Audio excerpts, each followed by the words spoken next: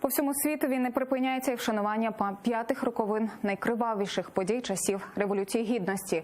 На Ольшанському цвинтарі Праги, де у 2015 році встановили меморіальний камінь пам'яті Героїв Небесної Сотні, провели панахиду за загиблими. Організувала захід Міжнародна асоціація українців «Євромайдан» у Празі. Серед учасників були і українці, і росіяни, і чехи. Вони запалили лампадки, поклали до меморіалу квіти та синьо-жовті стрічки. А після панахиди усі разом заспівали гімн України.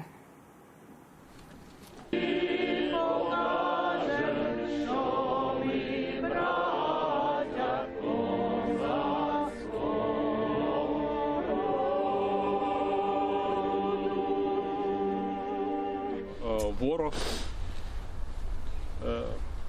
розраховує тільки на одне, що ми будемо